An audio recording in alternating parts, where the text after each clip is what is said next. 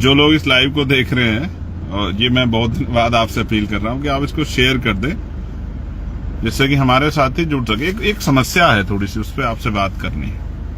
भारतीय राजनीति कितनी कठोर इसका चेहरा है, उस पर आपसे थोड़ी सी बात करनी है। तो पहली बात तो मैं भी सभी संतों, गुरु और महान पुरुषों को नमन करता हूं, याद करता हूं। मैं ठहरा एक प्राइमरी स्कूल के हेडमास्टर का बेटा, किसी धन्ना सेठ का बेटा तो हूं नहीं सर, तो बहुत बड़ा नाम या बहुत बड़ी उस तरह की पहचान नहीं है। जो कुछ बनाई है वो महापुरुषों के आशीर्वाद से, संतों गुरुओं के आशीर्वाद से, भीम आर्मी के साथियों की मेहनत से बनाई है, और आजाद समाज पार्टी के साथियों का भी एक बहुत बड़ा योगदान है, जिसकी वजह से पहचान बनी। अच्छी बात यह है कि इस पहचान की वजह से, आंदोलन की वजह से, विचार की वजह से, संघर्ष की वजह से आज देश भर में लोग और दुनिया में भी लोग जानते हैं, काफी बड़े पैमाने पे पहचानते भी। लेकिन समस्या ये है मेरे भाइयों कि अब हम लोकतांत्रिक व्यवस्था में राजनीति कर रहे हैं, अपना दल चला रहे हैं, और दल का नाम है आजाद समाज पार्टी काशीराम। अब आजाद समाज पार्टी काशीराम बिहार में इलेक्शन लड़ रही है, और इलेक्शन लड़ना लोकतांत्रिक अधिकार है, लड़ना भी चाहिए। हालांकि कई सारे लोग जो हैं, जो विरोधी हैं, हमारे दल के विरोध में रहते हैं, वो तमाम तरह के आरोप, तमाम तरह की इधर उधर की बातें हमारे दल पे करते हैं। मैं उनकी बहुत परवाह नहीं करता हूं। परवाह करनी भी क्यों चाहिए? एक जीवन मिला है, एक आप पे अवसर है, उसको बड़ी जितना कुछ कर सकते हो करो, जो भी बेटर आप कर सकते हो। भाई बाबा साहब ने तो कह दिया कि रानी का बेटा राजा नहीं बनेगा। लोकतांत्रिक व्यवस्था है, जिसको जनता ताकत देगी, जिसके साथ खड़े होगी, वही नेता बनेगा। जनता जिसको वोट देगी वही एमपी एमएलए बनेगा। जिनके बाद ज्यादा एमएलए जिनके जीतेंगे उनकी सरकार बनेगी, इनके लोकसभा के सदस्य जिनके ज्यादा जीतेंगे उनकी केंद्र में सरकार बनेगी। तो मैं आज की घटना आपको बताता हूं, और इसके बारे में फिर आप लोग आकलन कर लेना कि मैं जो आपसे कह रहा हूं वो किन परिस्थितियों का सामना मैंने अपने एक साथी से भी शेयर किए, और आपसे, क्योंकि वो भाई है मेरा, तो लेकिन आपसे भी शेयर करने मेरा जरूरी है कि आपसे भी मैं शेयर करूं। आज मेरी सहरसा में सभा थी। सहरसा एक विधानसभा है, और नजीर साहब वहां से प्रत्याशी। मैं सुबह चला दिल्ली से, और मेरी फ्लाइट थी 12 बजे, 12:30 बजे उसको आना था, और लगभग 2 बजे, पौने 2 बजे उसको यहां पहुंचना था। फिर मुझे 3 घंटे का ट्रैवल करके पहुंचना था, 2.5 पौने 3 घंटे में, उस सभा को संबोधित करने के लिए, जिसकी परमिशन हमारे पास थी। सुबह 10:05 पे मेरे फोन पे मैसेज आया कि आपकी फ्लाइट 1.5 घंटा लेट है। ये खबर आई तो दिमाग में बड़ी चिंता हुई कि जिस कार्यकर्ता ने या जिस प्रत्याशी ने आज अपने मेहनत की खूब कमाई लगाई होगी, पैसा लगाया होगा कि भाई चुनाव है और लोगों को लेके आना है, चुनावी सभा करानी है, और टेंट वेंट लगाया होगा, परमिशन ली होगी, तमाम तरह की व्यवस्थाएं की होंगी, कुर्सी की, तमाम चीजों की। अब भाई उसका क्या होगा? तो उसके लिए फिर मैंने दूसरी फ्लाइट कराने की सोची। जैसे मैंने फ्लाइट कराने की सोची, प्रयास किया, तभी खबर आई कि भाई फ्लाइट, मैंने पता करा एयरपोर्ट, तो पता लगा फ्लाइट टाइम पे। फ्लाइट स्पाइस जेट की थी। तो हम लोग घर से निकल गए, एयरपोर्ट पहुंचे। एयरपोर्ट पहुंचते ही पता लगा कि फ्लाइट 1.5 घंटा डिले। अब आप एविएशन उसको देखोगे, डिपार्टमेंट को, फ्लाइट के उसको करोगे, तो 2-2.5 घंटे से पहले फ्लाइट मतलब फुल वगैरह हो जाती है, और उसकी जो प्रक्रिया पूरी हो जाती है, उसके बाद शायद 2-3 घंटे पहले वो काउंटर उनके बंद हो जाते हैं। तो अब बड़ा सवाल ये हुआ भाई कि अब करे क्या? 2 घंटे एयरपोर्ट पे इंतजार करते रहे। 1:30 बजे का समय था फ्लाइट चलेगी, वो फ्लाइट 1:30 की बजाय 2 बजे चली। 2 बजे के बाद जो फ्लाइट 4 बजे, उसको 3:30 बजे पहुंचना था, लेकिन दूसरा ट्रैफिक था। ट्रैफिक का मतलब जब प्लेन चलता है उसको ट्रैफिक कहते हैं कि और भी प्लेन ट्रेवल कर रहे होते हैं। उसको उतरना था जहां दरभंगा एयरपोर्ट पे, वहां ऑलरेडी एक और फ्लाइट टाइम वो कर रही थी, क्योंकि ये टाइम चेंज हुआ था तो उसको जगह मिलनी थी, तो वो आधा घंटा और लेट हुआ। हम लगभग 4 बजे उतरे और 4 बजे के लगभग उतर के बाहर आके 15 मिनट वॉशरूम वगैरह करके हम लोग निकले।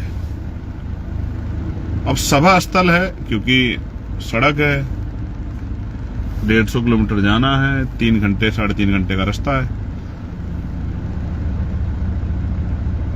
वैसे तो हम पे विरोधियों का कहना है कि बहुत सरकार की बड़ी कृपा है, लेकिन एक सिंगल पुलिस का कांस्टेबल भी हमें सरकार ने दिया नहीं।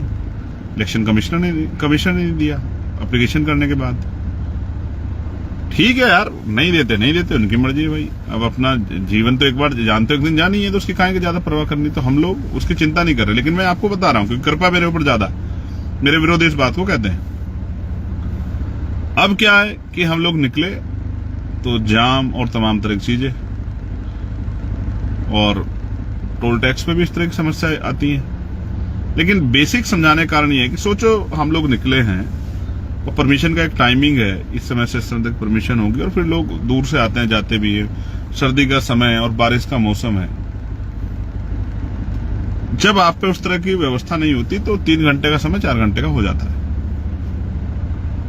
क्योंकि कहीं अगर कोई, क्योंकि चुनाव चल रहा है तो सारे प्रत्याशी प्रयास कर रहे हैं, कहीं किसी की रैली या कहीं किसी का रोड शो या कहीं किसी मीटिंग से अगर आप गुजरते हुए सड़क पे, और क्योंकि काफिले चलते हैं, अगर कहीं आप उसमें फंस गए तो फिर आपका सफर कई घंटे फालतू का हो सकता है। अब वो उस कार्यकर्ता के बारे में सोचो जो चुनावी रैली करा रहा है, उसका क्या होगा। ज्यादा लेट पहुंचे लोग चले गए तो लोगों में नाराजगी हो जाएगी, क्योंकि जिस नेता को देखने आए थे वो आया नहीं है, तब तक पहुंचा नहीं था, तो उसका नुकसान भी हो सकता है आर्थिक, उसका पूरा चुनाव भी खराब हो सकता है।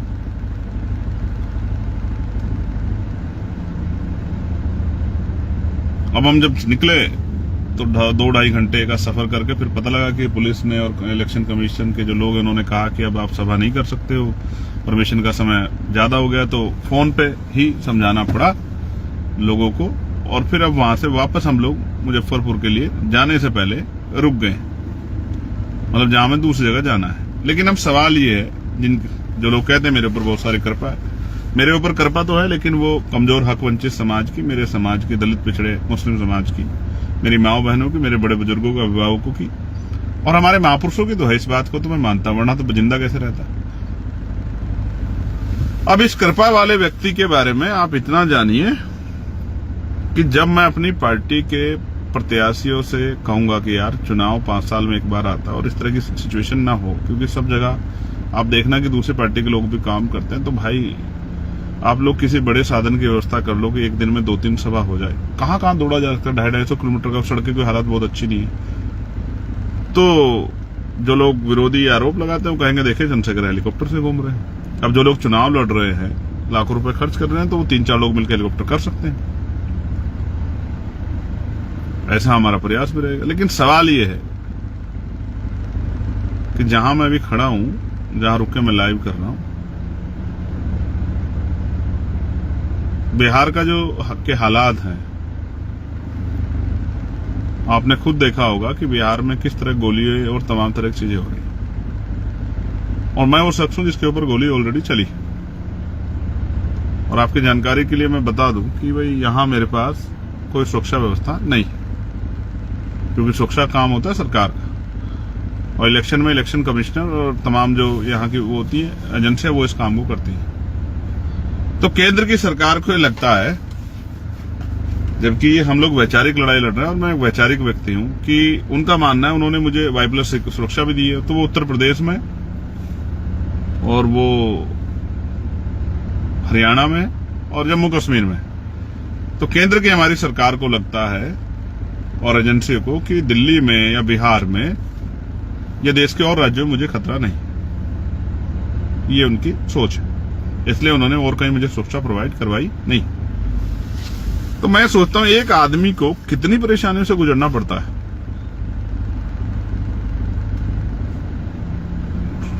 तमाम तरह की परेशानियों से, मानसिक, फिजिकली भी और परेशानियां हो जाती है, और उनके बाद एक कार्यकर्ता के ऊपर क्या गुजरती है जब उसकी रैली नहीं हो पाती। आप सोचिए जो लोग आए हैं और इंतजार 3-4 घंटे 5 घंटे को इंतजार करे और जब वो वापस लौटता है तो उसके मन में कैसी बीतती, क्या वो सकारात्मक ऊर्जा लेके घर जाता है, नकारात्मक ऊर्जा लेके? ये बात मैं आपसे इसलिए कह रहा हूं कि यार राजनीति बिना साधन के बहुत मुश्किल काम है, और जिन वर्गों की मैं राजनीति करता हूं वो आर्थिक रूप से बड़े कमजोर हैं। मेरे ऊपर आरोप लगाना आसान है, लेकिन मेरे जितना काम करना वो बहुत कठिन है। मेरी तरह जान को दांव पे लगाना वो बहुत कठिन है। जिस तरह के हालात हैं, जहां ये नहीं पता कि कहां से गोली आएगी और कौन वैचारिक विरोध में सरफिरा आपके साथ किस तरह का व्यवहार कर देगा, वहां मैं सिंगल गाड़ी से जाके प्रचार के लिए निकलता हूं अपने 4-5 साथियों के साथ, क्योंकि ऐसा नहीं कि मुझे चाहने वाले कम है, लेकिन समस्या ये है कि अगर उन चाहने वालों को पता लग जाए कि मैं उस रास्ते से गुजर रहा हूं तो मुझे जहां मुझे पहुंचना है 2 घंटे लगेंगे, वो मुझे 4 घंटे में जान देंगे। मैं उनके प्यार को जानता हूं, और ये बिहार में भी मिलता है, ये मध्य प्रदेश में मिलता है, ये उत्तराखंड में भी, राजस्थान, हरियाणा, पंजाब, यूपी, सब जगह मिलता है। ये छत्तीसगढ़, उड़ीसा में मिलता है, ये झारखंड में मिलता है। इस गलतफहमी में मत रहना कोई कि प्यार करने वाले लोग कम है, लेकिन साधन उनके पास कम है, इस बात को मैं जानता हूं। उन पे अपनी गाड़ियां नहीं है 4 पहियों की, लेकिन दिल उनके बहुत बड़े हैं। अगर मैं एक आवाज लगा दूंगा चिंगाड़ के, सड़कें भर जाएंगी। मैं बिहार में भी जो प्रेम मुझे मिला है, मैं उस बात को जानता हूं। लेकिन यार बिहार के मेरे साथियों, जहां नहीं पहुंच पाऊं वहां नाराज मत होना, और जहां पहुंच पाऊं वहां थोड़ी सी मदद करा देना कि वहां से दूसरे के यहां पहुंच जाऊं। आपका हूं, जैसा भी हूं आपका हूं, आपका अपना हूं, आपके बीच का हूं। बड़ी मुश्किल से संघर्ष करके यहां तक पहुंचा हूं, और मैं अपने आप को बहुत धन्यवाद वो करता हूं कि कितने आशीर्वाद है महापुरुषों का मेरे ऊपर। वरना बहुत धूल फांकनी पड़ती है पहचान बनाने के लिए। इस देश की 142 करोड़ की आबादी में अपनी पहचान बनाना, चाहे वो विरोध में और समर्थन में हो, जब आप लोगों के किसी के दिल में रहे दिमाग में, आसान काम नहीं है। थोड़ी सी तकलीफ थी बिना रिसोर्स के काम करने में, क्योंकि अगर रिसोर्स होते तो मैं 4-5 प्रत्याशियों के यहां जा सकता था। इतने घंटे मैंने सफर में 3 घंटे एक साइड से, 3 घंटे दूसरा, इतने में मैं 3 सभा कर सकता था। लेकिन करेंगे गाड़ियों से ही। कोई मजबूत प्रत्याशी होगा, उससे कहेंगे कि भाई हेलीकॉप्टर की व्यवस्था भी कर ले, नहीं होगी तो भी गाड़ियों से करेंगे। लेकिन याद रखना, इस बार मुकाबला चंद्रशेखर आजाद से है।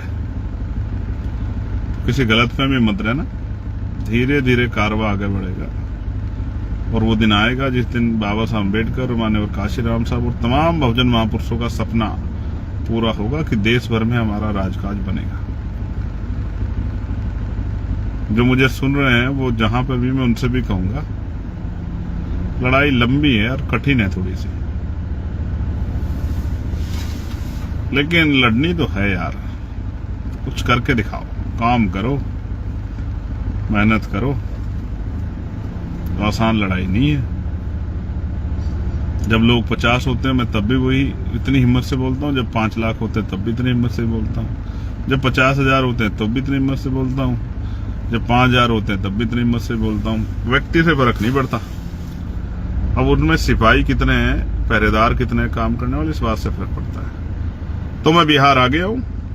कल हमारी एक सभा है, परसों फिर हमारी सभा है, फिर मुझे एक पार्लियामेंट्री कमेटी की मीटिंग में जाना है, फिर मैं वापस आऊंगा। इसी बीच में मैं बनते जी जो कुशीनगर वाले हैं, जिनका परिनिर्वाण हो गया है, उनको देखने के लिए, उनके पार्थिव शरीर को नमन करने के लिए जाऊंगा, आदरांजलि अर्पित करने के लिए। इसी बीच से निकल के और फिर लगातार मैं बिहार में 9-10 तारीख तक प्रचार से रहूंगा। आप सबसे अपील है, डट जाओ, काम करो, और स्पेशली यहां बिहार में रिप्रेजेंटेशन इस बार बनाना है। यहां के नेताओं को लगता है कि यहां का 20% दलित समाज, उनका कोई आदमी डिप्टी चीफ मिनिस्टर नहीं बन सकता है। चीफ मिनिस्टर तो बड़ी बात है, यहाँ का 20% मुस्लिम समाज, उनका कोई डिप्टी चीफ मिनिस्टर नहीं बन सकता। चीफ मिनिस्टर दूसरी बात है। हालांकि हमने उत्तर प्रदेश में घोषणा की थी कि हम लोग एक पिछड़े वर्ग से, एक अति पिछड़े वर्ग से, एक मुस्लिम समाज से डिप्टी चीफ मिनिस्टर बनाएंगे। उत्तर प्रदेश में हम इस काम को करेंगे। और मैं आज आपसे वादा कर रहा हूं, अगर मैं दुश्मन की गोली का या किसी अन्य उसका शिकार ना हुआ, हालांकि मैं अभी मरने वाला नहीं हूं, तो मैं आपसे वादा करता हूं कि इस बार 2027 में उत्तर प्रदेश में वो करके दिखाएंगे, जिसके बारे में अभी लोग कह रहे हैं, सोच रहे हैं कि हो सकता नहीं हो सकता। लेकिन मैं आपको विश्वास दिलाता हूं, मैं आपका चंद्रशेखर आजाद करके दिखाएंगे उत्तर प्रदेश में, और अब करने आए हैं बिहार में। और मैं जानता हूं वो जो मोटरसाइकिल पे मेरे जैसे लोग निकलते हैं, मुझसे प्यार जो करते हैं, झंडा उठा के बीमार में आजाद समाज पार्टी का, उनके मुकाबले की हिम्मत सारे किसी भी दल के कार्यकर्ताओं में नहीं। लेकिन मन में संकल्प तो कर लिया कि इस बार उत्तर प्रदेश को तो यहां के बाद बताना है कि उत्तर प्रदेश में बहुजन समाज का सूखा जो 2012 से लगा हुआ है, 15 साल बाद, राम जी का वनवास भी 14 साल का था, जो 15 साल बाद 15 साल का सूखा है, उसका अंत 2027 में करना है। ये पीड़ा थी आपको बताई, बिना साधनों के कितनी परेशानी होती है। इसका मतलब ये नहीं कि साधन नहीं तो हम लोग रुक जाएंगे, रुकने वाले हम हैं नहीं, और डरते हम किसी से है नहीं। ना बुरा कहते हैं, ना बुरा करते हैं। जिनके लिए लड़ रहे हैं उनके लिए लड़ रहे हैं, और जब तक जीवन रहेगा लड़ते रहेंगे। इस लाइव के माध्यम से अब मैं कोशिश करूंगा इसी फेसबुक पेज के जरिए लाइव आके अपनी बात रख दिया करूं, क्योंकि मैंने महसूस किया कि हमारी एक बहुत बड़ी आबादी, एक बहुत बड़ी संख्या फेसबुक पे है, और फेसबुक से बहुत सारा प्रचार काम होता है। टीवी मीडिया कहां दिखाता आप जानते हो। आरोप तो दिखाता है, लेकिन साजिश पे जब प्रहार होता है तब नहीं दिखाता। मीडिया को आप जानते हो, मीडिया कैसा है। मीडिया तो वही दिखाता है जो लोग देखना चाहते हैं, या जो मीडिया को दिखा के फायदा होता है। मीडिया वही दिखाता है। आपके हमारे हिसाब से मीडिया क्यों काम करे? क्योंकि मीडिया के लिए तो पैसे लगते हैं। आप और हम पैसे वाले होते तो यहाँ का दिक्कत थोड़ी होती। यूपी में तो हमने इतना मजबूत संगठन बनाया कि जब हम निकलते हैं तो 20-30 लोग अपने अपने साधन लेकर निकलते हैं, तो वो बड़ी चुभती है लोगों को कि चंद्रशेखर काफिले से जा रहे हैं, चंद्रशेखर काफिले से जा रहे हैं। सिर्फ काफिले से क्या, मेरा बस चले तो मैं 2000 गाड़ी का काफिला लेकर निकलूं उत्तर प्रदेश में, क्या दिक्कत है? हमारे लोगों पे, मैं तो चाहता हूं हमारे हर आदमी पे घर घर 4 पहियों गाड़ी हो, उनके पास रोजगार हो, उनके पास जमीन हो, उनके पास नौकरी हो, उनके पास ठेकेदारी में उनको अवसर मिले, वो पैसे वाले हो। मैं तो चाहता हूं और हर आदमी गाड़ी वाला हो, 4 पहियों गाड़ी वाला हो, बढ़िया साधन के घर अच्छे हों, उनके पास खाने पीने की सुविधाएं अच्छी हों, उनके पास और तमाम तरह के साधन हो, और वो हर आदमी मेरे लिए गाड़ी निकाले घर से बाहर की, चलिए आज भाई कहीं जा रहे हैं तो हम सब लोग चलेंगे उनका सहयोग करने के लिए। मैं तो इस बात से घबराने वाला नहीं हूं। साधन बनेंगे तो मैं हेलीकॉप्टर से भी घूमूंगा अपनी पार्टी का प्रचार करने के लिए। उससे भी बड़े कोई साधन होंगे और हमारे लोग व्यवस्था करके देंगे तो उससे भी घूमूंगा, और मेरे लोग कहेंगे कि पैदल साइकिल पे घूम लो तो उससे भी घूमूंगा। मैं तो अपने लोगों के साथ हूं। आज मुझे कोई फ्लाइट में मिला था, उसने कहा कि साहब मैं 2 चीजों को करता हूं, एक ईगो मत रखो, हार मान जाओ, और दूसरा एक हार मान जाओ, एक चुप मार जाओ, यानी कि चुप हो जाओ। कोई कुछ कह रहा है कहने दो, लड़ो मत। जीवन एक बार मिला यार, और हमें मिला है तो हम करके दिखाएंगे। इस बार चंद्रशेखर आजाद दुश्मन की साजिशों का शिकार नहीं होगा, किसी धोखे का शिकार नहीं होगा। जिस तरह पिछले वो आजादी की लड़ाई वाले हो गए थे ना, कि उनके अपने साथियों ने दुश्मन को साजिश का शिकार उनको बनवा देते। इस बार चंद्रशेखर आजाद बहुजन समाज को राष्ट्रपिता ज्योतिबा फुले, छत्रपति साहू जी महाराज, बाबा साहब अम्बेडकर, माननीय काशीराम साहब और अजक संघ के हमारे जो महामानव है, उनके महापुरुष है, उनके सपनों को पूरा करे बगैर जाएगा नहीं कहीं। ये वही धरती है जहां बिहार के लेनिन को सरेआम गोली लगी थी। बिहार एक क्रांति धरा है, और एक क्रांतिकारी क्रांति धरा पे है। आपका स्वागत, आपका भाई चंद्रशेखर आजाद। पीड़ा इसलिए बतानी थी कि आपके चाहने वाले बड़े आरोप बहुत लगाते हैं, ये है, ये है, ये है, ये है। अब क्या करें? आरोपों की परवाह करेंगे तो काम कौन करेगा? तो जितना जल सकते हो भैया जलो। आजाद समाज पार्टी अपना काम करेगी। आप सबके लिए मंगल कामनाएं। जय भीम, जय भारत। कोशिश करेंगे जिन प्रत्याशियों के फेवर में आए हैं प्रचार करने, उनके लिए प्रचार करेंगे। आप ये जानिए, संविधान ने आपको रोटी, कपड़ा, मकान सारे अधिकार दिए हैं, नौकरी, रोजगार, समता का अवसर, तमाम घूमने फिरने, जाने आने का, लेकिन सबसे बड़ा अधिकार दिया है वोट का अधिकार। ये आपसे कोई नहीं छीन सकता, ये आपका अधिकार है। इसके ऊपर कोई प्रेशर नहीं। बाकी सब चीजों की सरकार का महत्व, लेकिन वोट देने में किसी का महत्व नहीं। आपकी वोट अपनी वोट है, इसको बहुत सोच समझ के दें।